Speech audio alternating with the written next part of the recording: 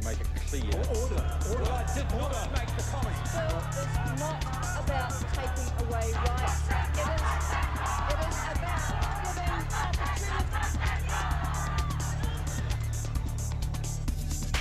Kia ora, ladies and gentlemen, good evening and welcome to Citizen A, where we wrap the week's current affairs with the best political team on television from a very Auckland perspective. Warning, we're as fair and balanced as Fox News. Joining me tonight are my revolving panel of bloggers and Auckland opinion shapers. She is a former Green Party MP and is currently spokeswoman for Auckland Action Against Poverty, and she blogs at pundit.co.nz, Sue Bradford. And he is the editor of independent news site livenews.co.nz, commentator and journalist Selwyn. Welcome to you both. Coming up tonight, issue 1, can the ACT Party survive the John Banks Kim.com scandal, and can the Māori Party survive the Waterhui fiasco? Issue 2, does Paula Bennett's manufactured $78 billion beneficiary cost justify the crackdown on welfare? And issue 3 tonight, bloggers versus journalists, what to make of John Armstrong's attack on Bryce Edwards and Gordon Campbell. Plus, we'll end the show on a final word, but let's kick things off tonight with issue 1. How does the ACT Party survive the utter nonsense of John Banks,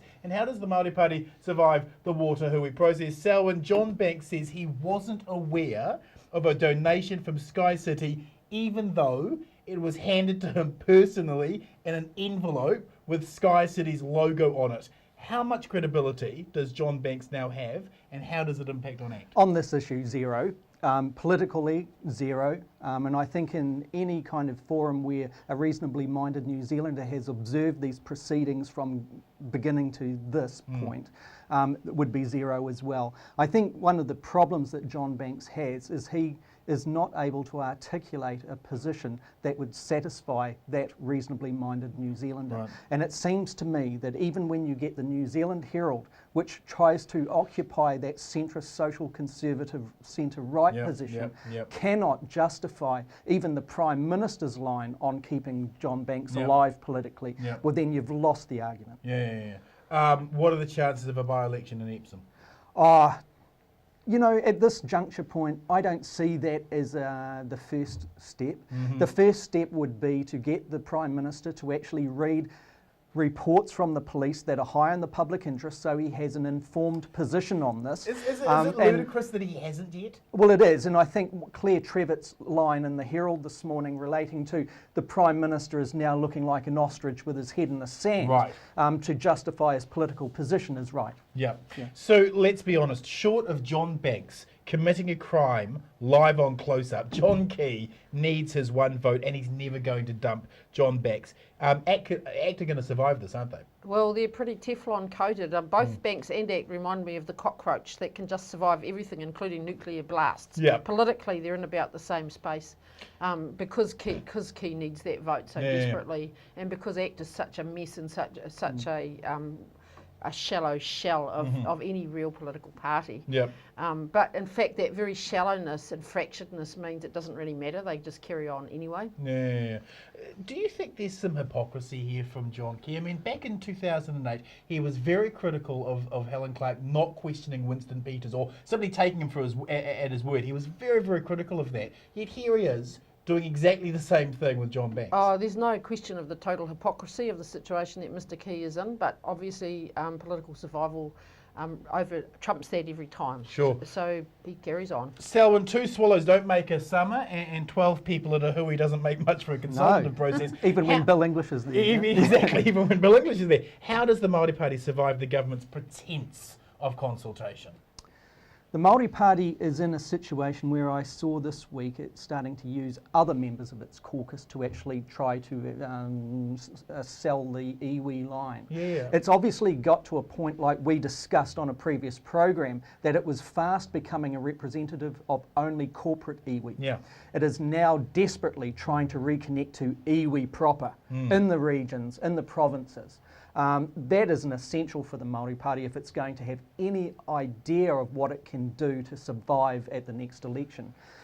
In a similar situation, the Māori Party is, in my mind, is in a situation similar to the ACT Party that we were just talking about. That ACT is under, with John Banks, for example, a social conservative National Party former cabinet minister and politician is heading a radically reformist neoliberal extremist party. Yeah, yeah. It doesn't gel. It's got itself into a situation where the Liberals inside ACT haven't got a vehicle in a party in which to take their ride in anymore. The Māori Party is kind of similar. And I see that the National Party is the big loser out of this thing, and it cannot be sustained. The Māori Party needs to connect. The question is, can it anymore? Does the cynicism that the Māori Party's position generates and the position of ACT generates politically, does that inspire people and motivate them to be active and vote the buggers out, or does it make them actually more apathetic and they go, the whole thing's a scam? Well, you know, what we saw back in the 1990s in reporting politics and social issues in South Auckland was when people have had a gutsful, they mobilise politically when they're given the opportunity. They did it over freedom, over water at council level. They certainly did it by 1999. Yep. There wasn't a person who was motivated that did not vote in that election, and you can see that occurring next time round. So why should Pākehā care about Māori water rights? If you tune into Talkback Land, it sounds like a lot of angry white folk getting angrier by the minute. Yeah, because they're totally misinformed and not understanding what water means to Māori. And I think one of the good things, well, two of the good things generally that have come out of this water situation with Māori, is that Pākehā who do care about our public assets being sold out from under us are very grateful to Māori for the stand they've taken. And second, it's been an opportunity for Māori leadership to talk about the meaning of water as a tonga and what it means as the essential life, as it is for all of us, not for Māori only. And they're protecting water as a tonga for all of us. It's not about ownership and profit. That's what the government has forced us into. Sure. And I think that message is getting out more and more, and all respect to the Māori Council and everybody involved in that struggle. And of course, National's doing everything it can with its allies within Te Ao Māori to make it appear as if Māoridom is totally divided and disunited and split over this. But my sense of it is there's greater unity than there's been for a very long time on Māori's side over what the government's trying to do. Have Māori become the default last line of defence against state asset sales? Yes, they have. Though of course there's plenty of the rest of us who are a line of defence as well. But they've got this legal mechanism, because I'm sure it will end up in court, that the Māori have got this brilliant legal mechanism which is going to help save the rest of us. Final question to both of you. If Māori take the issue to court and win, will Key legislate over the top of it, and will the Māori Party stay if they do? If the Prime Minister gets to a situation where he feels, I've got to go for broke, then it's a possibility. But that would be one where I think he is actually caning his own party and himself, in a sense, as they approach into an election year beyond next year. Remember, 2013, this isn't going to go away. Any kind of challenge in the courts, any legislative kind of challenge that backs on the back of that is going to drop down, if you're in National Party's shoes, drop down the price and potential of the return from putting it out on the stock market anyway. Is he going to legislate over the top, and would the Māori Party stay if he did? Well, that's a big question for the Māori Party. I mean, they're done for it if they don't make a stand on that. They're done for it, just as Selwyn was saying earlier. At some point, I think they're going to hit that wall. What they do, I cannot guess, because Tariana just seems so determined to stick with her right-wing mates. Will he legislate over the top of them? Will Key legislate over the top of any Well, decision he of the may High Court? also be held at that fulcrum of not wanting or being able to risk losing the Māori Party's support. So they're both on two sides of a fulcrum there. I think the key to this, pardon the word, is whether or not the rest of National's legislative agenda fits into the Act and the United Future camp. And they National no longer needs the Māori Party, then you can see an opportunity politically to legislate for them. And in that scenario, there's no way John Banks is going anywhere, right? No, exactly. So they're all tied.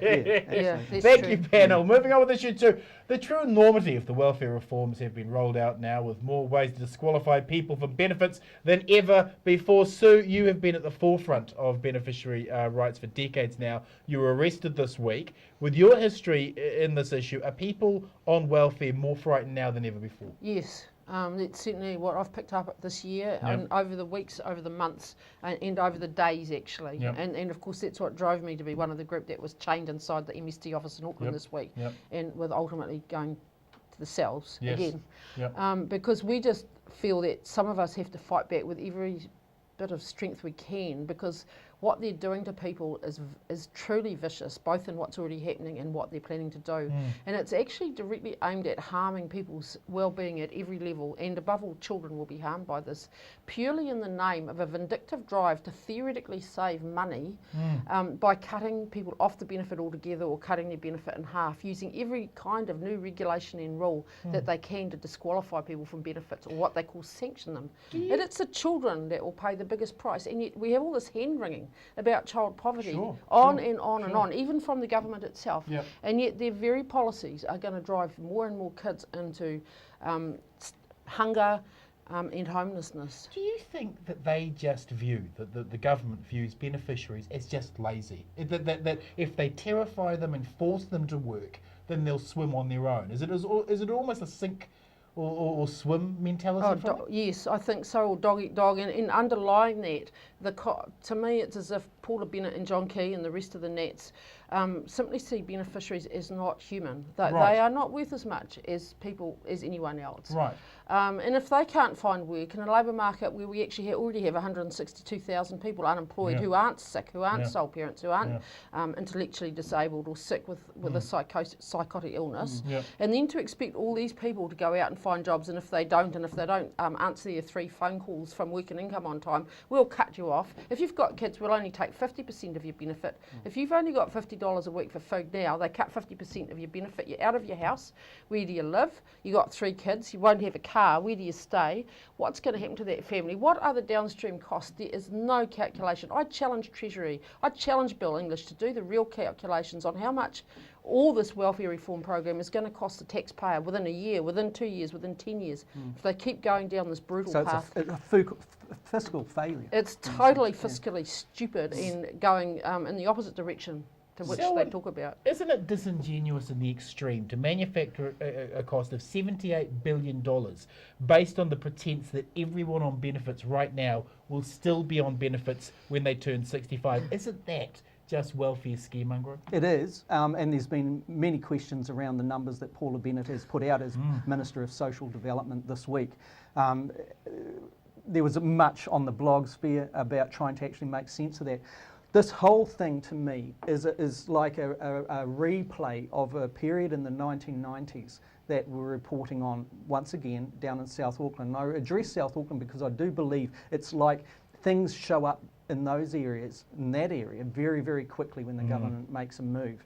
What we saw back then, for example, was Jenny Shipley moving on health issues, where people who were trying to seek life-saving treatment or dialysis treatment through Middlemore Hospital and other hospitals were excluded from getting that life-saving treatment if they had a history of mental illness, if they had a history of antisocial behaviour, criminal convictions, mental disability. And at one point, the clinicians were telling us as reporters they were even trying to exclude them if people were blind. Now, this was in a period where the Human Rights Act legislation was in place, but it was yet to affect government services.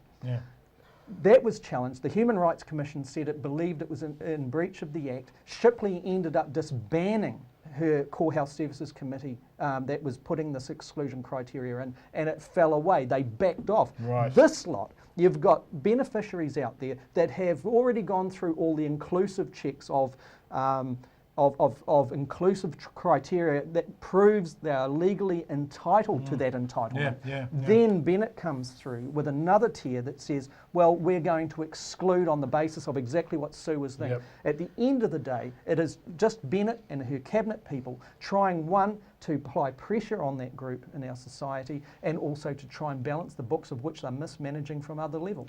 So why do you think there is so much political capital in New Zealand for beneficiary bashing? Why do fellow New Zealanders seem to loathe solo mums and the unemployed so viscerally here? Why? Well, we've got to remember it's only some New Zealanders. Of course. I mean, I've been working, as you say, in this area since the early 1980s, and I've spent a lot of my life trying to translate. To me, it's like there's 2 worlds. There's a world of people who are comfortable in their own lives one way or another, who have enough money to live on, who have probably never been on a benefit or forced to be in that position. People who can have their holiday, have their car, never have to worry about when they go to the supermarket that actually they've only got $40 to feed the family for the week. Never been in that position. position. Right. The other half of the country has been in that position, or their family members have been in that position, or they're in it now. They understand really well. And it's like never the twain shall meet. It's very, very hard for the half that has struggled or is struggling to explain to the other part of New Zealand what that's really like. And we've had this beneficiary bashing and the use of politics in that way going on for a very long time. And ironically, it doesn't make any difference. Even when unemployment is high, people can't seem to make the connection that actually it's because we don't have jobs that we've got this problem, not because people are a sole parent or sick. So, and how does losing your benefit if you miss 3 phone calls from WINS, or if you turn you've down, got a phone. or if you've got a phone, right? Or afford to keep it on. That's right. Or if you turn down one job offer, how is that helping people get out of poverty? Who cleans up this mess? You know, this is one of the things that I think is lacking in the whole debate here. It's all about whacking with the stick and no solutions coming out of the government, of which the majority of not the majority, but a clear size of New Zealand's voting public actually put into power to find the solutions to these things. They're not there. The job creation things. We're still exporting raw commodity offshore without developing in the provinces, the regions and our cities, jobs for people who are sitting there. Remember that those, and I know Sue would be able to speak with authority on this, those that are representative on the unemployment benefit are not generally those who are sitting around thinking, 2 fingers in the air or 1 finger in the air to the government and the rest of New Zealand. They are people who have lost their jobs most often temporarily while they do actually find a way of getting through to find another job. Or, or young people that just haven't been able to get a job at all. Now, exactly, and those are, you saw the unemployment benefit, unemployment numbers for those who were excluded from accessing tertiary education because of the government's policies after the 2008 election. It was like a cul-de-sac policy. All of these kids going in there and thinking, we can't get our university education. We can't get Polytech. We can't get our skills training. At the same time as we see, well, where's it going to go? It's a logic. You can't get to the end of the road here. You're going to go somewhere else. And that's the viciousness of it is that both political parties are still using this demonising of beneficiaries as a vote catcher. I mean, I was so horrified when David Shearer used that sickness beneficiary story. Wasn't that I mean, that just Wasn't gutted that me. bizarre? I mean, all my mates in Labour, I think, oh God, you know, maybe these guys have some principles, but when I saw that come out, he's playing into exactly the same audience. It's probably the one thing in his leadership so far he's thinking, I wish I could have taken that I advice hope I was so. given and put somewhere else. Yeah, I that's truly right, that's hope right, that that's David, right. I'd love to see him, if that's true, and I hope it is, I'd love to see David Shearer come out and publicly make a statement about that. What is his and Labour's real position on beneficiaries and National's welfare reforms? Would they turn it back or not? That's what I'd like to hear from Labour. What is their position? Because they're silent. Final question to both of you in this. How will any of these reforms bring our inequality rates down and alleviate poverty? How is any of this going to help that? It doesn't, and it's getting to the point where I think a legal test could easily be applied here relating to New Zealand's obligations to the rights of the child. There's a consequential impact thing in evidence here. Campbell Live has been doing fantastic work and showing the public that are quite comfortable out there exactly what the other fellow New Zealanders are having to suffer. And I think, is there a legal position that can be taken on this? Maybe there is. I'm not a lawyer, but perhaps.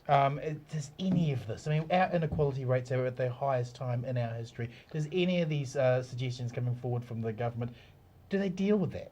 Oh, they deal with it all right. They're just going to make it a lot worse, and every day it is getting worse. Thank you, panel. Moving on with issue 3, bloggers versus journalists. New Zealand Herald political columnist John Armstrong lashed out at 2 bloggers last weekend. Is this the roar of fading media gatekeepers or justifiable criticism against snide bloggers? Selwyn, what do we make of John Armstrong's attack on Bryce Edwards and Gordon Campbell? Well, it's an absolute fiasco, almost, well, not quite, but on par with the, John Key trying to hold up John Banks as some fantastic minister. I think the situation came up. I mean, you know, I've been in that same situation as John Armstrong was talking about, where you go overseas doing your political reporting, you get treated like you're scum of the earth by the authorities in the host country.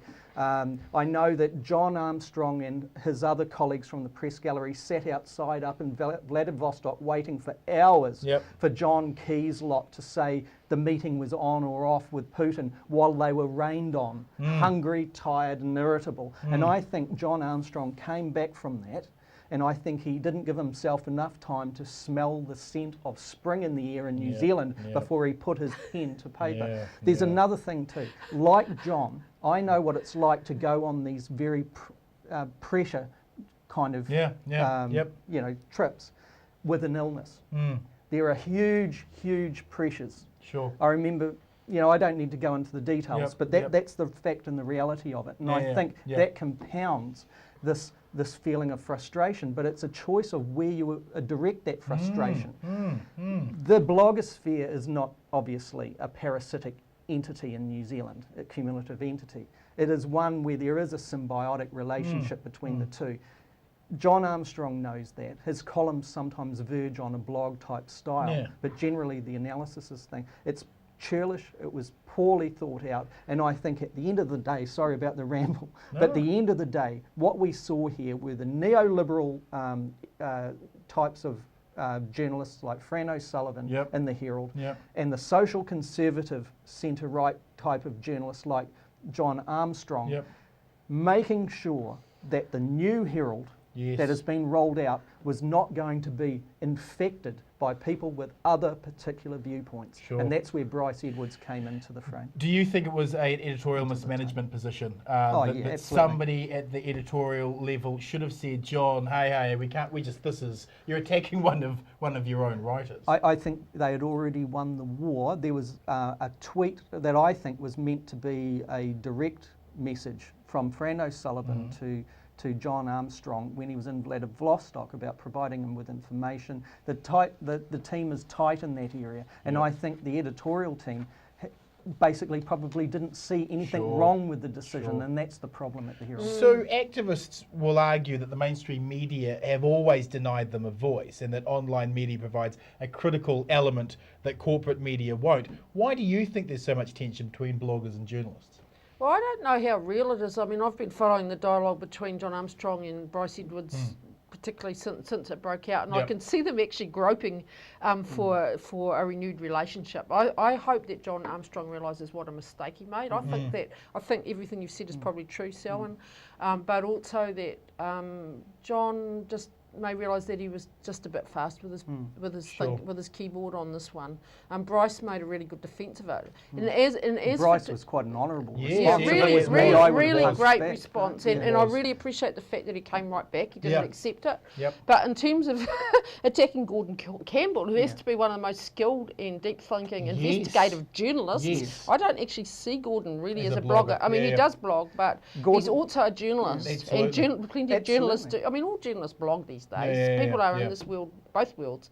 But Gordon is an incredibly investigative, deep-thinking journalist. Especially on policy. For him, I had the and privilege hardly of anyone working else with does Gordon. it. And so attacking him was just very, very odd. Had the privilege of working with Gordon in the Scoop environment for some time, and it always staggered me how he was able to form a factual foundation very quickly, well researched, and virtually unchallengeable, and then apply particular value judgments to that. Now that's kind of different to the opinion-orientated, opinion-founded blogs.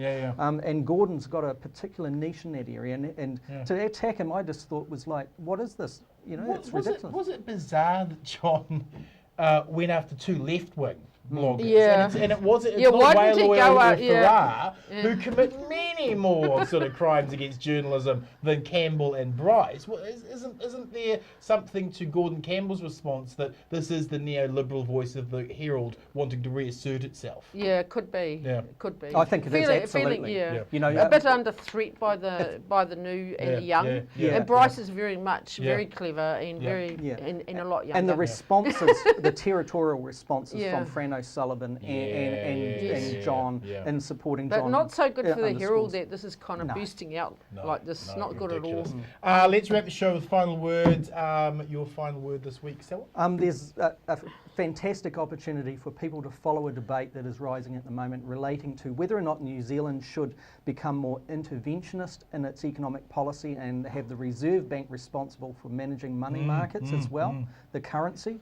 And that is really becoming a political nightmare for National, in the sense that everybody used to think that a pragmatic response to a problem that's going wrong was one where the National Party and the right would always have. Yeah. We're seeing a situation where neoliberal agendas in economics are no longer doing the job. Every other powerful country is using interventionist type policies at their Reserve Bank or equivalence level, and yet our National Party is resisting moving to actually doing something that pragmatically saves our export and currency markets. Will we get to parity with the US dollar? Well, if they don't do something, we'll be getting pretty close, and that puts strain on countries as powerful and as well engineered as Australia. What it would do to us would put us to the brink of extinction, I think. Final word this week, Sue? Think and look closely to what Paula Bennett and John Key are continuing to do to beneficiaries and unemployed people in this country. And if there's a protest coming up in your area, join it. Look forward to seeing you there. Thank you, Selwyn. Thank you, Sue. Ladies and gentlemen, to my final word, the latest report on private prison Serco's first year seems terribly massaged to me. Officially, it has failed nearly half of its performance targets, but a critic might question the validity of the results when so much is riding on the private prison experiment. These are, after all, the exact same monitors that didn't realise Serco weren't complying with the transportation rules that were brought in after the 2006 death of 17-year-old Liam Ashley in the back of a prison van. Once the media pick up on that realisation, harsher scrutiny of Serco's use of unskilled labour to do corrections officers' jobs might indeed follow. When the government aren't giving hospital passes to private prisons, they're dancing a merry jig to lock up as many New Zealanders as possible. Everyone's favourite pariah, sex offenders, will look to be detained forever, even after they've served their sentence if the government get their way. In the same week that the European Court of Human Rights ruled that jailing offenders indefinitely without providing proper access to rehabilitation is illegal, perhaps we should consider why these offenders are serving full sentences without rehabilitation. In New Zealand, a prisoner won't gain access to rehabilitation if they don't admit guilt. Many sex offenders cannot come to terms with their guilt and so go into denial, meaning they gain no access to rehabilitation, meaning they serve full sentences and are released minus any rehabilitation whatsoever. Under this new law, we will simply deal to the structural issue by locking them up forever. The only ones jumping for joy at that news will be the private prisons paid to house them. If you like tonight's show, please join our Citizen A Facebook site and connect with other like-minded news citizens, and follow me on my Citizen Bomber Twitter and Facebook page. Thanks for watching, whānau. Good night, Aotearoa.